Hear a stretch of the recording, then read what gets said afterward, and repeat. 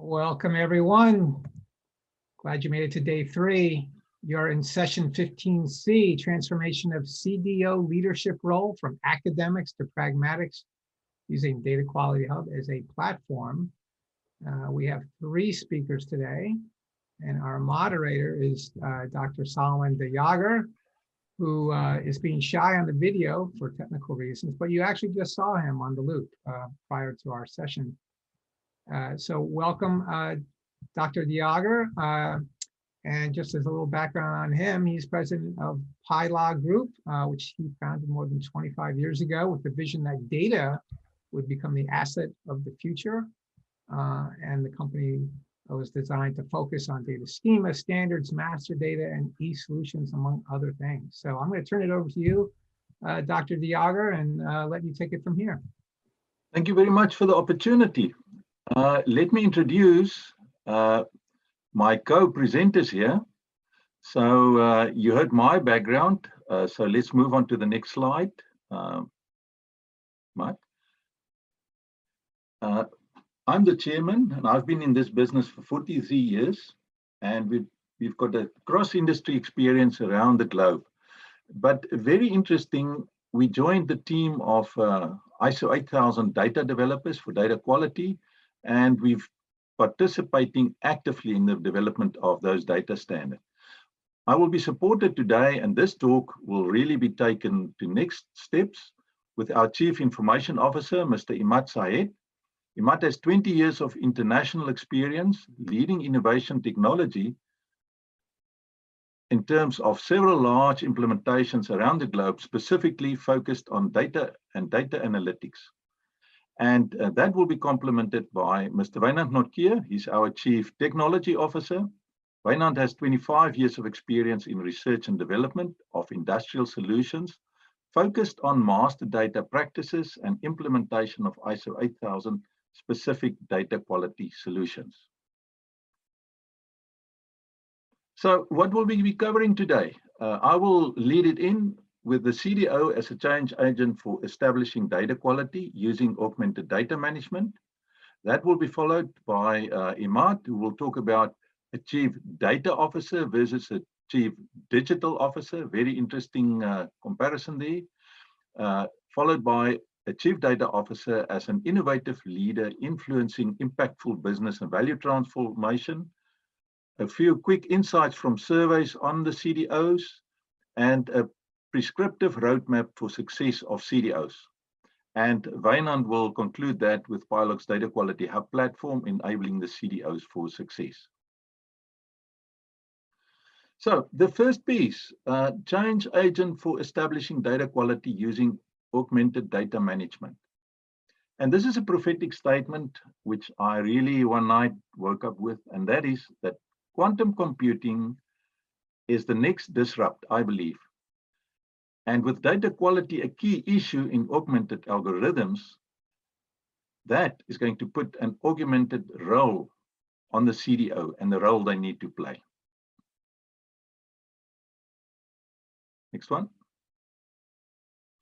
So, for the first time ever, scientists wirelessly connected a human brain to a computer. And this was recently in April 2021. So what it means, its systems transmits signals at a single neuron resolution.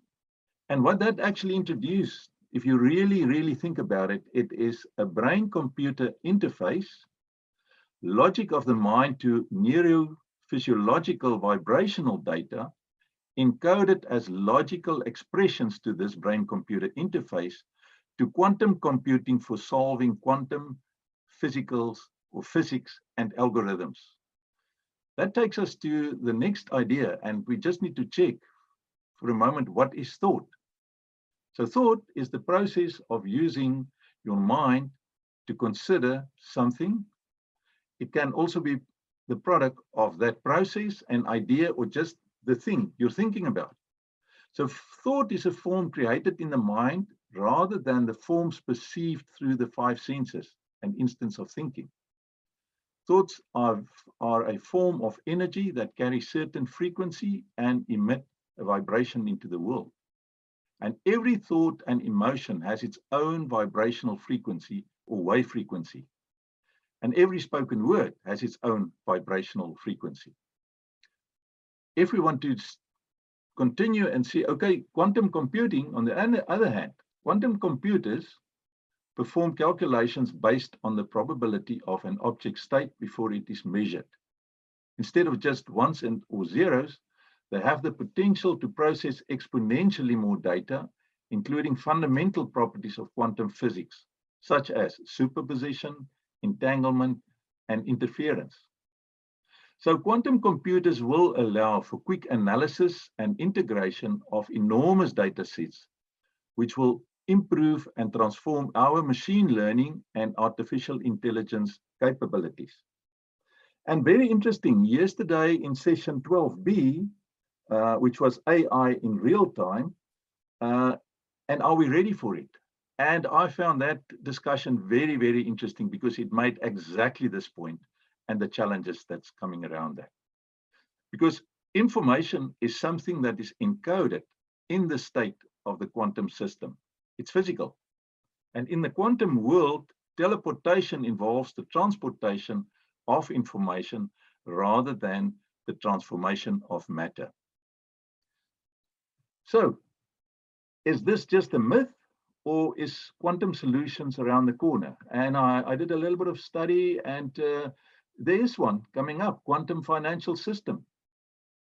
The US office released a strategic vision for America's quantum financial system networks. That was in February last year. And in short, the quantum financial system provides a pristine, clean integrity in the movement of funds from central banking sources to destination accounts.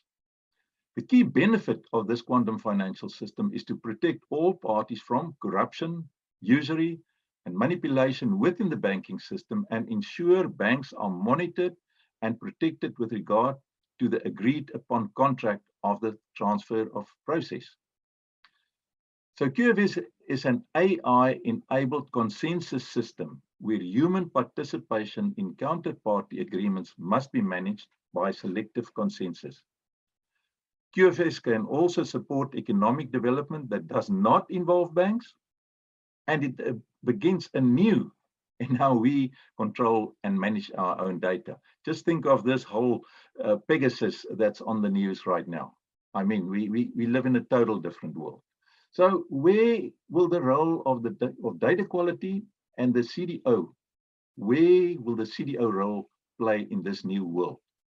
So if we take it back to the first slide where we have thoughts could be of psychological or safety, belonging, certain needs, and we want to use a mechanism or a platform like the one in the middle of the slide, which could be digital and quantum, so that we can transform data, information, knowledge, intelligence to, on the right-hand side, a receiver and a responder, and he's got his perceptions, agreements, attention, etc.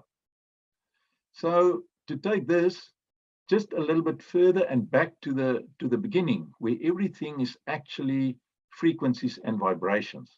So a long time ago, there was a guy, Maslow, who put up his hierarchy and said, listen, human needs, you will have physiological and safety, and that will go to belonging, esteem, etc.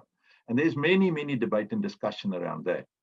Now, in a similar way, in our experience, we found that the whole data is actually also of a hierarchy nature, because you've got data at the bottom, you've got information, knowledge, building up to intelligence, like in the triangle on the right-hand side. But you've got the human in the middle of this, you know, where you have perception, agreement, attention, awareness, etc. And this is exactly where we believe the role of the CDO will come in.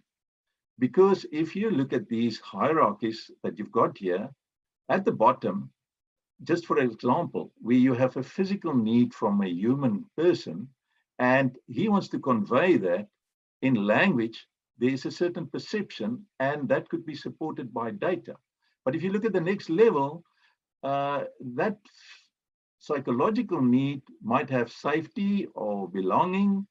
That needs to have agreement or attention, and that needs to be in the data pyramid, understand as information and knowledge. And so you can build it up. So if we go to the next and we say, okay, what is the CDO role? And we say the CDO role, because if you listen to a lot of the discussions that's happening right now at MIT CDOIQ, I had the comments, it's all technical, but where's the human? And there's lots of sessions and discussions where the whole change management and buy-in and people to actually start performing is a huge, huge issue. So we believe, especially in this new quantum world that we're going to face, that the role of the CDO will be the one managing perception, and in managing perception, lining up the red levels between needs and language and the data, and build that to the art of agreement, which is the next layer, and channel that to attention and get awareness and get action. And we believe this is a role, and we need to do a lot more work around this specific aspect. So how do we do this practically? And this is where the role of dictionaries and equivalence exchange and metadata starts playing a big role, which I believe is where the quantum and the digital and all the algorithms comes in. Because if we have the data on the one side, like on the left-hand side, and we have language on the other, there is a whole aid coming in, and that's where standards like ISO 8000, specifically part 100, is actually built to turn thoughts into ideas. And if we take that just a little bit to further detail, it actually means that in ISO 8000, we very much define the roles of open technical dictionaries and metadata. And just as with music notation and engineering symbols, the open technical dictionary concept identifiers are simply used to communicate more accurately a language independent of environment, and that machines can understand. So like on the left-hand side, bottom, you can see there's a concept identifier for table, chair, weight, length, Monday, Tuesday, whatever. All concepts has got a concept identifier. And these concepts are stored in an open dictionary, like we've illustrated on the right-hand corner, where we have terms, definitions, terminology, images, and all of those are encoded with unique identifiers in a concept dictionary.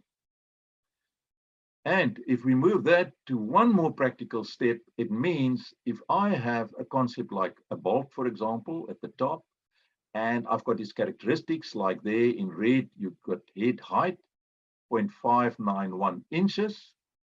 We have an equivalent concept identifier for that bolt, which is there just below in a class ID 0207.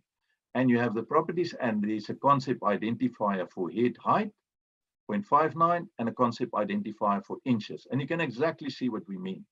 And this concept identifier allows for multilingual terminology translation of concepts. And that's a really unique, we believe that is the basis of data quality, because you can store this in templates. And bringing in quantum computing, we believe this is going to be one of the cornerstones. So in conclusion, the Chief Data Officer, being the change agent for establishing data quality using augmented data management, it will be his job, to do that with regards to the data acquisition, data preparation, data ingestion, data governance, data quality, data integration, data orchestration, and data analytics. And with this, I want to conclude that the CDO platform transforming the academics to pragmatics, that is what's our thoughts on the one hand, bringing in a quality data hub to what we perceive on the other side, is bringing me to the end of my discussion. Thank you very much. And Imad will take this one step further. Thank you, Doctor. So the second topic which is aligned with the entire strategy of the CDO, is what exactly is the role of the CDO? What is the modern day CDO, expected to do? What exactly is the influence that a CDO should have on the business? And what exactly are those drivers that we need to tie up with the CDO's KPIs? And that's what we'll be discussing. Now, one of the debates that has been going on for several years is that whether CDO is a chief digital officer or whether CDO is a chief data officer. So the CDO versus CDO, I would like to spend a couple of minutes on this particular slide because there is a lot of ambiguity. First of all, the definitions, the roles and the responsibilities are not clearly defined. That's the reason we will always have some blurredness in terms of the KPIs and the KRAs of this chief digital officer to chief data officer. So what exactly is the roadmap for each one of them, and what are those focused areas of each one of them? If you look on the left hand side, we have the chief digital officer. So chief digital officer, even from the image perspective as well, you can see that it is more towards the digital alignment of it. So digital transformation of it. So the perspective of chief digital officer or the role of chief digital officer is technology driven business growth, technology driven digital transformation. And it could be landscape transformations, which is to do with the landscapes of different technologies, or application consolidations, or business process optimizations, or be it process orchestrations, or augmented data management. There are certain things that are common between digital officer as well as the data officer roles. But clearly, chief digital officer is more focusing from the perspective of the technology-driven business growth, whereas from the chief data officer perspective, it is a data-driven decision-making, data-driven enterprises, data-driven smart decisions. That's where the chief data officer is focusing. And it's a business transformation. Yes, obviously, business transformation requires some of the digital transformation, but it is more a business transformation and overall 360-degree view of the business, wherein the chief data officer is focused on data source consolidations, because there could be various data sources that need to be consolidated, data governance of it, data quality management pertaining to all those different data sets, data collaboration, because if you do not collaborate it, then you won't be able to orchestrate it across the enterprise or outside of the enterprise. And data compliance and security is also one of the key responsibilities of chief data officer. Obviously, augmented data management using the machine learning algorithms, deep learning algorithms, or artificial intelligence, then again tying it up with the process orchestration and operational efficiency. One thing that both the chief digital officer and chief data officer need to understand is that their roles are overlapping. However, each one have to work with each other. So you can see that on the left hand side, align with the chief data officer. That alignment is important, otherwise the digital transformation would fail. And in case of chief data officer, they will have to, or that particular stakeholder will have to align with the chief data digital officer. If that doesn't happen, then all the digital strategies would fail in. So one of the bottom lines, or one of the statements that we would like to make is that chief digital officer, the role is getting merged into chief data officer going forward. The chief digital officer role evolved 6 to 7 years ago, but chief data officers are now taking over of that particular role of chief digital officer as well, with the help of director or VP of the technologies, working, or maybe the chief technology officer working with the chief data officers to fulfill the role. So the bottom line is chief data officer role is going to stay in the organization. It is going to evolve. It is going to empower the businesses going forward. Now, as we said, chief data officer, the modern day CDO, need to lead from the front, because if the CDO is not leading from the front, all the data strategies that are designed, executed, planned for the enterprise would fail if the CDO is not leading it from the front. So CDO has got as a huge responsibility, which has to be impactful or influencing business factors, influencing and impacting the business value and transformation. That's the role the CDO need to play.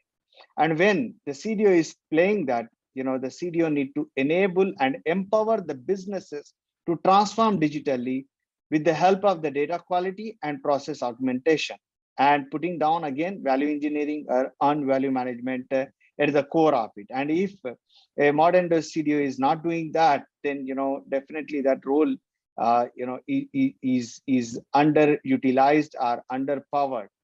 And what are those challenges that modern day CDOs are facing, that we'll also look at it. But the modern day CDOs need to look at Industry 4.0, smart solutions, smart orchestration, everything smart. And at the end of it, it is actually the smart enterprise. And that's why the data need to be focused on.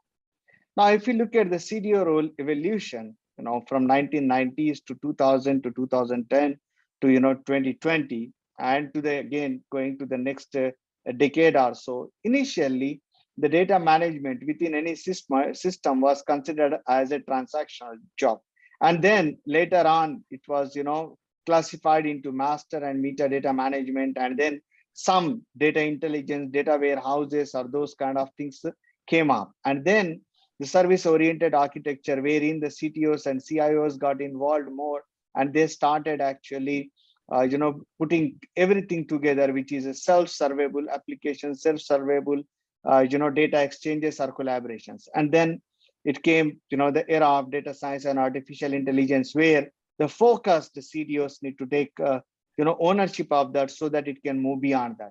So the entire digital process transformation, if you look at it, it was at a mid-level manager data processing to multitasking CIOs and CTOs and maybe chief digital officers. And now it is strategically focused for CDOs. And whenever we are mentioning CDO, it is chief data officer, not digital officer. And you can also see that the requirement based to adapt, data management or transaction processing to it, it actually has grown into big data, data lakes, and data hub. And today's topic is also are the data hubs. What are those data hubs? So from the maturity perspective, if you look at it, this is the the industry benchmark for the maturity that we have taken it from various researches that have been published. So industry benchmark for the CDO role evolution to be somewhere here onto the right hand side, but it is not yet. So going forward, probably it would change that, and that's what we are always prescribing. That's what we are always recommending, that CDO must be given a lot of empowerment and decision-making power within an enterprise if it has to evolve as a smart enterprise. Now, this particular matrix, the RACI matrix, is showing that what are those key functions within any organization that needs to be taken care of with regards to the RACI matrix, and what is the role of the CDO, where CIO is taking this particular function to, and CTO's responsibility with regards to that key function, and chief strategy officer's one. So I'm not going to deep dive into that. However, these are the key functions that are showing the RACI matrix that is being split between or shared across C-level of data officer, information officer, technology officer, and strategy officer. And this is something that that came out of the research. And now, what are the challenges that are often proclaimed by modern day CDOs, and why the CDOs are not becoming successful? One of the things is the lack of authority. Often CDOs are seen with very, very low power of authority in terms of making decisions when it is compared with the CEOs or the COOs or CFOs or CIOs, all the other C levels. Though the CDOs are those actually stakeholders who can change the way the business is done, who can actually transform the business, but they are not being given authority. And the second thing is organization change management. Organization change management is that many people or many organizations are unable to accept or adapt a CDO's office within their organization. So change management is also something that is one of the challenges that has been seen. And again, strategic versus tactical. A CDO need to always balance between strategic versus operational or the tactical one. CDO need to involve into operational one as well to understand what is the value leak that is happening within the organization, so that the operations can be effective and optimized, and also the strategic business initiatives, so that it can be balanced between both of them, not just looking at only one side of it. And then faster time to market, if the CDOs are involved, be it in the product development, product revolutionization, or marketing of it, content of it, whatever we call it, faster time to market is something that every business requires, and CDOs need to be empowered there. And then security, compliance, and standards, and more so these days, the security and compliance and standards within any industry are actually cumbersome, very, very vast, and CDOs need to get aligned with that. CDOs need to adapt that. CDOs need to bring in the compliance of those ones, or competencies for that particular compliance into it. So these are the challenges that are faced by the modern day CDOs. And then moving forward, what are the key industry expectations from the CDO? Transforming business value. Left hand side that we are seeing is all those functions, key functions, are key result areas, that need to be improved. And then on right hand side, what we see is the governance and compliance is something that industry is expecting that CDOs would transform that. Operations is something where in the efficiency, usability, effectiveness, improved user experience, a CDO would bring in that. And innovation, continuously CDOs need to do the innovation, because augmented data management and all the other processes that need to bring in data, with the right data quality and compliance and governance around that. So innovation need to be done. And then the analytics is something that also, is expected out of the CDO. Now let's quickly look into some of the, insights from the surveys on it. The survey results that we are presenting today are from various sources, Forbes, Gartner, and IDC and the others as well.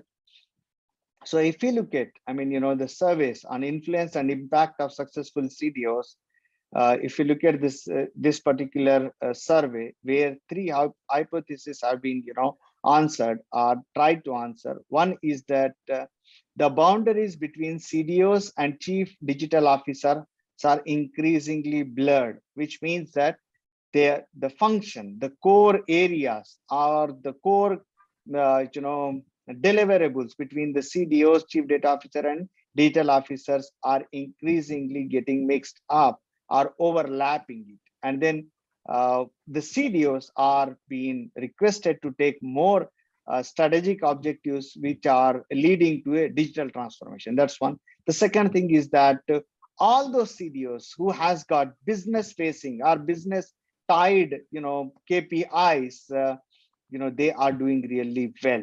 And then the third is that the modern day change management approach from the data and analytics programs, whoever are actively pursuing that, they are actually winning this war actually.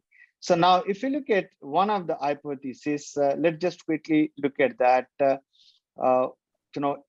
It talks about a lot of stuff, but the bottom line here is that CDOs can bring in lot of impact and influence within the business decision making with regards to the data and analytics, and they need to be given also some of the responsibilities of the chief digital officers, because they understand both worlds of it, and they need to actually learn more about even the digital transformations of it moving forward with that.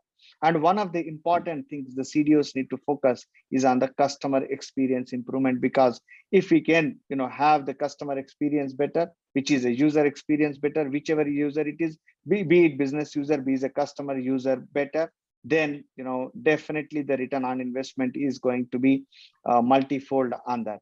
The second one is that all those CDOs who are looking at the business KPIs, business facing KPIs, or business bounded KPIs, they have more influence and impact on that. So going forward, more and more CDOs will have to work with the business leaders, business stakeholders, And one of the key insights here is that whether the CDO role within the organization is stabilizing, and what are those responsibilities that are getting stabilized within the organization. And from the survey that is being conducted by Gartner, Gartner 2020 CDO survey, from that out of 469 respondents who were the CDOs, if you look at it, what are those responsibilities, areas of responsibilities that are stabilizing? One is defining and implementing data and analytics strategies. That's what is, stabilizing. You can see that 79% of that. And then oversight of the data and analytics initiatives, which is again, you are becoming a custodian of those initiatives, and then creating and implementing information and data governance policies. So even if modern day CDOs can focus on these three things, they can be easily successful going forward. Now, what is the roadmap that PiLog is bringing? What PiLog has, because PiLog has been in this industry for 25 years. We have been working with a lot of data initiatives. We have been working with a lot of business initiatives that are tied up with the data and analytics. So PiLog's recommendation is focused on short-term, mid-term, as well as the long-term of it. So if we take now, what are the first, let's look at what are the critical success factors enabling CDO success. The first thing is that if a CDO need to really be with the winner and transform the organization digitally, as well as with the impact that it can create it, first thing a CDO need to put down is the identification and qualification of the vision and the KRS and KPIs with regards to those particular objectives. If the identification and qualification does not happen of it, so then the KRS and KPIs cannot be determined. We need to measure that, we need to assess that. And the second thing is that building the right data and analytics strategy, so which is again balancing it rightly between strategic and tactical. This is the second one. The third one is that improve or put down more effort or more transformation programs on knowledge management and competency development. Today, majority of the data programs are failing because of incompetencies, because there is lack of knowledge, there is lack of stakeholders who have that particular knowledge. And then adoption of various standards is also important, because at the end of the day, any data or analytics strategy need to comply with certain standards that are already evolving or that are already in use.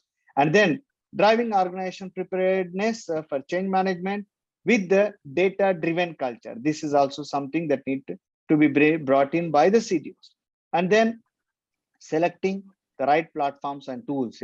These days, there is a trend that, okay, let's now try to build a lot of analytics stuff. Let's now try to build a lot of dashboards and infographics, but you do not understand the anatomy of the data and you start building these dashboards. So you need to understand that, which means that you need to choose the right platforms, right tools, and for every enterprise, there is a need for data and analytics hub, and that's what we are also prescribing.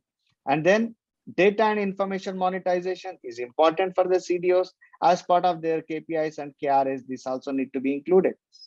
Now, if you look at the anatomy of the enterprise data, everybody would like to start from analytics, but that's the wrong way around. So every organization need to start consolidating and establishing their metadata, which means the taxonomies that are used within the organization or within the enterprise, within the collaboration, libraries, glossaries, dictionaries, repositories, or ontologies, they need to be brought in, and that's a metadata layer or metadata category that we need to build in. And then the master data, coming with all the different master objects, and then the transaction data. And only once the transaction data is created out of the right master data, one can perform analytics. And that's what is the point that is missing by large enterprises and big stakeholders. So what we are prescribing here is that start with the metadata, build your master data on that, clean it, govern it, and then you would have the right transaction data, and then you would be able to generate the analytics data properly. And that analytics will be accurate, not other way around. And then if you look at it, from the perspective of what are those strategies that need to be aligned for the CDO, one is the data strategy, and the other one is the process strategy. If you look at the data strategy, data need to be the foundation for digital business. No questions asked on that. And then data analytics, it should be the, the outcome of this entire, data foundation and data governance and data quality management of it. And again, embrace the data science vision, because probably today we might not be able to implement all the use cases, but going forward, we should be able to implement a lot more data science models. We can implement it. And then from the process side, refine and redefine the process models, focus on user experience, be it customer experience, be it business user experience, focus on that. And then information quality should be at the core of the smart systems. And then if you look at the roadmap of 2 years roadmap, if you look at it for the first 6 months, alignment and establishment is required, wherein the focus would be on the value leak identification. Where is the value that is leaking currently within the organization? Focus on that particular value first, and then that's the first quarter and second quarter. With the help of the strategies and objectives, and also the refining SOPs, redefining some of the SOPs and executive engagement of that. Once that is done, in the next 2 quarters is actually looking at optimization of the strategy, which is nothing but whatever the ongoing projects are there, how can a CDO support it? How can the CIO and CTO alignment can happen within that? And how the incubation center and innovation center can work hand in hand, and what are those inter-process technologies and interdependent processes and interdependent technologies, and that need to happen. And then going forward for the next 4 quarters, which is the continual improvement of it, we can put down a larger vision there, bring in big data solutions, bringing the predictive analytics, prescriptive analytics, earned value management, and then move on with that. So with this particular roadmap, any organization would be able to start realizing the benefits within the first 6 months itself, because the value leak identification, if it is done properly, then they would be able to see the return on investment, rather than somebody will have to wait for 2 years to see the value of it. And that's the prescriptive roadmap. And then last but not the least is that if at all any execution, any strategy that need to be executed properly, you need to have a framework, and that framework need to define all the SOPs. That framework need to define what should be the KPIs and KRAs of that, and what should be the roles and responsibilities of that, and who are those stakeholders who should be put down into the RACI matrix, and what kind of vision that we are going to define. So this is a 5-step execution strategy framework that we have developed, PiLog has developed. So starting with the engagement of it, and to ensure and empower and embark on the journey, and then establish it going forward. And this is actually the value chain execution strategy framework. Thank you very much. I will now hand it over to Mr. Waynand Nortje. Waynand, over to you.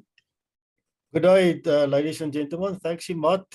Thanks, Dr. Salomon. I'm going to take it a bit further, just going to have a look at our data quality app, with some specific focus on the data catalogs and the metadata. Now you can also use your tag metadata to take it forward. So if we look at the data quality app, the data quality app is not a solution. You won't go and buy it off the shelf or get all the blocks in there. It's actually a strategy, and you can start off and you can with 1 or 2 smaller portions, and you can build it out as you go along. So if you look at the data quality app picture there, you can see it is also both a provider and a receiver for your Internet of Things devices. You will have cloud providers. It could be third-party authorization sources like Dun & Bradstreet, Inoxico, TransUnion. It will be interfaced or integrated with your SRM, your CRM, and your human capital management solutions. Your ERPs will be linked to that. There could be various and many third-party systems that's linked to that, and it's also linked to your data warehouses, your big data and your analytic aspects as well.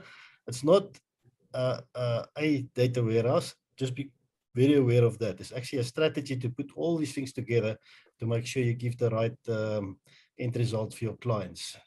So what are some of the key components that you would need in a data quality app strategy? You need to be able to acquire the data. So you need to have people data connectors, must be able to pull real-time your data, acquire it, ingest it into your solution. You must be able to do the discovering, the modeling, the profiling, all the assessment of the data that you want to pull into your organization. Then you would need to have strong harmonization processes where you can use a lot of data governance processes, but you can also latch to what Imad said, embrace your machine learning and the automation techniques, but you can use your dictionaries and pre-standard and preset reference databases also to quickly ramp that up. Then your data governance is very important. So you must make sure that you can complete all the different business processes and the complete life cycle of your record to make sure that you manage that through the process. And then you must be able to integrate into all of the different role players that, as we've explained it on a data quality app. And then last but not least, you want to do analytics and get the intelligence and the wisdom to make the right decisions for your business. Okay, so we talked about the data quality app, the use cases. You can use the data quality app just as a metadata repository and go through that. You can do it for your master data, all the master data aspects. You can do it for operational data. You can use it for data analytics. You can use it just for integration or orchestration, and you can actually improve your data quality processes also through that. So there's a lot of different use cases that you can actually use that, and you can actually make sure that you collect all your data from the different sources. You correlate your metadata, reference data to that, and you connect and distribute it to all the different sources where it needs to go to. So just to summarize again, there's definitely a strategy. It's not an out-of-the-box, ready-to-use product. It's not a warehouse. It's not a data lake. And it's actually an architectural pattern that we actually embed into the organization. So there's just an example of a data quality app. It's a view of a PiLog data quality app. And inside this data quality app, we can have many use cases. For instance, we can have a data refinery, data refinery that will sit right in the middle there with harmonization. And we'll do a lot of data cleansing for some of our clients. It could also be one of our clients where we use actually some of our master data governance processes to actually control and manage this master data. So if we look on the left-hand side, that's all your data sources that can come into your data quality app. On the top, we have repositories. So the PPO actually referred to dictionary sets. That's predefined dictionaries with terminologies, with equivalences, with lots of rules, meta rules already embedded into that, data quality rules, match plans, how you're actually going to make sure you can actually do your duplication. Next to it is your PiLog preferred records. That's repositories of already cleansed data or OEM data or reference data where you can actually make sure you can actually, when you reference a part number or a reference, you can actually pull all the data that's linked to that into your solution. There's PiLog preferred hierarchies, there's asset structures, all sorts of different structures that you actually can reuse. The layer just below that is all the automation techniques that you can use. There's a lot of those that you can actually do, and we do employ and do a lot of those inside the PiLog data refineries as well. On the right-hand side, there's a lot of different service providers that you can pull into your solution. You can use things like OCR recognition, all sorts of different things that you can embed into your solution that to make use of the best that's available out there. And then you actually embed it into our harmonization and governance products. Just left to the harmonization is our transformation components. That's all the connectors to pull your data into the solution, do your profiling, the discoveries. And then on the right-hand side is your visualization, that's analytics and all the analytics products that you have to get out of that. Below is just a list of different destinations, the sources of data as well that you can actually serve with your data quality app. Okay, this is just a management framework. Also, I'm not going to go through all the different aspects, but once you've got your data quality app established, you can actually make sure that you have a quality management framework for your complete organization. You can ensure that your governance processes are in place, your policies are adhered to. You can do reporting on risk. You can make sure that you know who you do business with, that you can do all your regulatory reporting around that. And then on the bottom side, you can see there's the places for your master data management, your taxonomies, and all the metadata that's linked to that. Also, very important is to make sure that you keep track of your data lineage, to make sure that you know exactly where do you get your data from, what happened to the data at each and every phase, and all the transformations that took place. And also that you're aware once you need to maybe get rid of your data again, if you have a POPI request or a GDPR request, that you can be able to do that as well. On the right-hand side is the different controls that you must be able to have in place to make sure that you can actually support the operation and processes and that the processes work correctly in your business.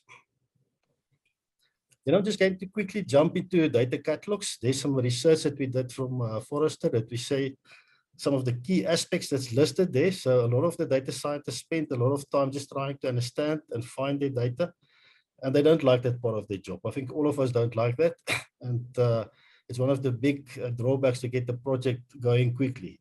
Some other aspects that's also very important is to make sure that you implement proper access control, that you also reduce costs by eliminating data redundancies, and then you need to make sure that you follow laws. There's a lot of legislation today, and it's becoming stronger each and every day, that we need to make sure that we actually adhere to that, and that we also do not break any laws or get into any trouble around that.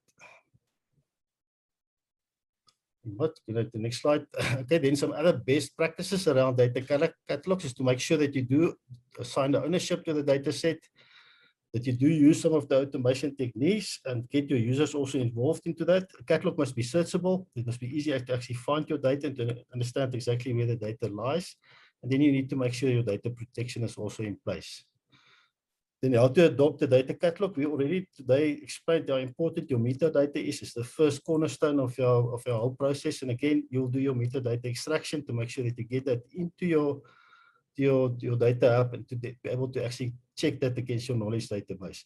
You need to do data sampling. That's to make sure that what you've pulled in and what you do think you understand, that you actually check that and make sure that that's correct. And then you can also use some making sure that you also understand the abbreviations that you use, the different meta schemas, and that you actually do some of the machine learning and the natural language programming aspects to actually improve that and to get that going.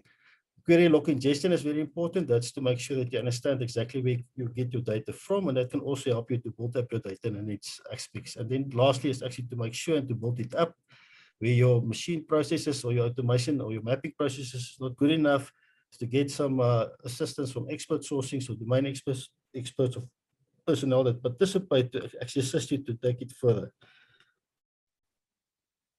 Then this last slide is just an example here. So then we've got our PiLog preferred ontology again. That's where we have our baseline of different dictionaries. We actually understand the ideal state from a baseline perspective. We already understand, if we take a business partner example, for instance, if we work with specific terminology, is the terminology sensitive data or not? Is it to do with specific domain aspects? Is it maybe business partner or bank account or registration data? Then there's also preferred records in your knowledge database. That's where we already have preferred record sets that we can refer to. And we have tagged references to authorized sources to actually to make sure that we know exactly if there was an authorized source, that actually ensure that we know the data is correct and true, that we also have that available. There's equivalences in your knowledge database. There's different sets of terminologies. And there's also predefined beta settings around how are you actually going to deduplicate your data and how you're going to get rid of the duplications with the understanding of your baseline as you have it in place. Then the idea is actually when you pull in your data from with your transformation components, that you actually map it against your knowledge database. And you already have a lot of tagged data available in your meta set that you can use as a quick start to actually map it against your data that you pull in, and then to generate data catalogs that is already tagged to different data aspects, either where there's a specific domain, where there's specific data that's belonging to a specific risk pattern, or there's maybe data that's sensitive, to actually help your end users to actually start very quickly and to run further with the use of the data catalogs. Thank you. That's my part. Thank you, Imad.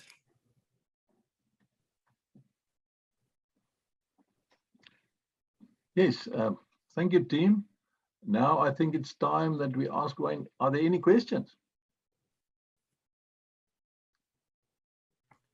Yeah, well, one question was on the data hub, data quality hub. How would you say that's differentiated from other approaches in the marketplace? What makes that much more effective than what some other companies might be doing? You want to go with that, team? Yes. Yeah, I can start quickly, and then you can also latch on to. We have actually extensive data repositories, and we also use the dictionaries, the ISO 8000 base, We have terminology sets and equivalence of the terminology sets to actually give us a quick start. So I think that is a big assistance compared to a lot of the other products that you would have out there. And then we have the standard things like your governance processes and the automation techniques when you go into cleansing and structuring of your data. Imad, I don't know if you want to add something to that. It actually covers all the end-to-end processes of data lifecycle management, and each data hub need to have that. And when it comes to data lakes and data warehouses, some of those core features or processes are missing. That's the differentiator actually. So also a question about just elaborating a bit more on quantum computing and its impact on, we went from quantum computing on one hand all the way down to, data governance and data management architectures. I'm wondering if you can maybe elaborate on the impact quantum computing might have on where the rubber meets the road and getting things done inside companies to better manage Absolutely. data. Absolutely. It reminds me a little bit on the sessions we had yesterday, and I was sharing with Rich on the data washing machine with John Talbot. And, they took us back to the history of Larry Ingalls, I think, way back in MIT and the researchers. So if you look at the journey, of the whole CDO since the 80s and digital and where we are right now. And I started a career in this where there was arguments in the first seminars, should you go for a computer system or a manual system? Can you believe it? And we had seminars on that in the 80s, right? Mm-hmm. Today, there's no argument about it. Now, I made the statement of, I think quantum computing is going to be the disrupt. Because the fact, and it just struck me, I mean, we in this journey are struggling just getting the master data of digital under control right now. But if you look at technology, and I think there's not a lot said about it, except that if you're listening to the guys in the whole framework of security, very typically this Pegasus thing that comes out, not that I say that's quantum computing at all, but we're moving in such a huge dimension. So it's the same thing when I started to study, everything was molecules and chemistry and so on way back. Now we onto quantum and we beyond that, it's all frequencies down at levels, driven by DNA sort of intelligence. And if I read the signals of quantum, that's what everybody doesn't get grip on. They're already forecasting you'll have your normal networks, but you will start interfacing the quantum stuff because the algorithms in that. And to me, why I brought the vibrational thing in is the quantum can read things or get a sense before it actually happens. It's in the vibrational dimension. Interesting, the teleportation and so on. So just like mobile phones, when the first ones came out, I said, this is a joke. I don't want this. But if you look at Star Trek, it was already introduced. So these guys that are coming down, from somewhere and emerging in some place, I think it's quantum computing at the next level. But that's just my take on it. And nobody really has got a glimpse of what's happening there. But our takeaway was dictionaries. Unless we know what is clear in our minds and put dictionaries and structure to it, you're going to end up in a mess. The CDOs won't be able to cope with that.